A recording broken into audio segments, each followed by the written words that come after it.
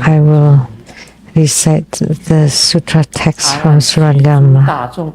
Ananda in the great assembly, having heard the Buddha's instruction and admonition, felt their doubts dissolve and their minds awaken to the true reality.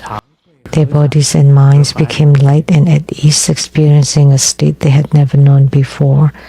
Once again, with tears of emotion, they bowed at the Buddha's feet. Kneeling with palms joined, they addressed the Buddha, saying, "This is easy to understand."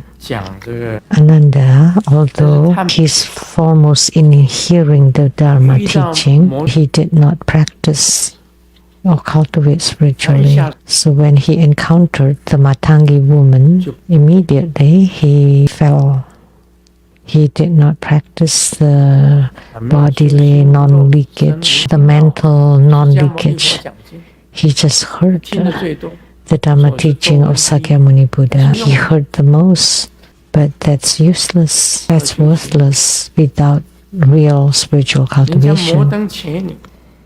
The Matangi woman, although she was a courtesan, as soon as she heard the Surangama mantra, she eliminated her desire and greed and became a nun, and finally also had attainment.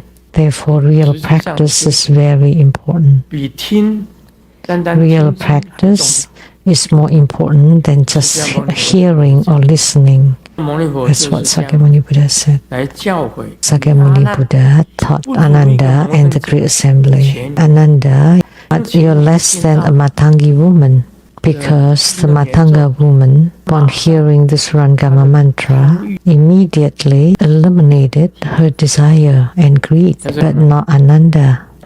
Doubts dissolve, minds awaken to the true reality. What is the true reality? That's the phenomena of the non-leakage. It will not disappear.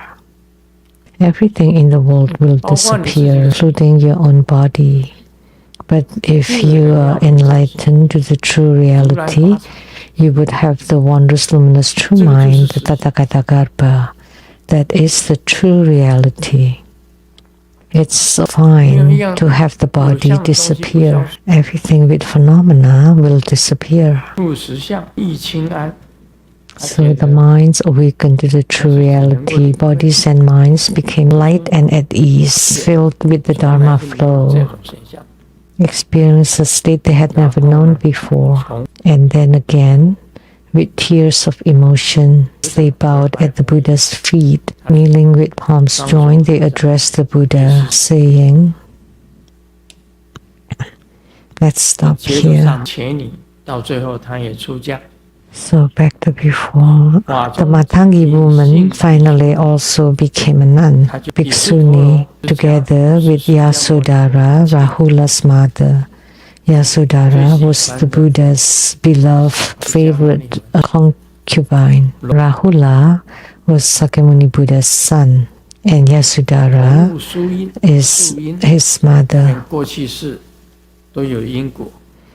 They had affinities or cause and effect from past lives. They knew suffering, that desire and love are all sufferings. Because of a single thought, the cultivation through the blessing power of the mantra, they attained the undefiled goodness and they were freed from entanglements of samsara. They received Sakyamuni Buddha's prediction of future attainment. The Venerable Ananda, you're deceiving yourself. You're just hearing the Dharma teaching of Sakyamuni Buddha, but you do not put it into practice. You do not realize or attain anything.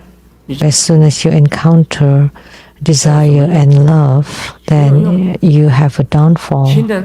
What use is that? It's useless. Doesn't matter how much Dharma teaching, how much sutras you've heard, without real mastery, you easily fall down. So you're deceiving yourself. This is talking to Ananda. but he does not have a true mastery of spiritual cultivation, and he almost lost. Next, he would ask how to cultivate spiritually. I will continue next tomorrow.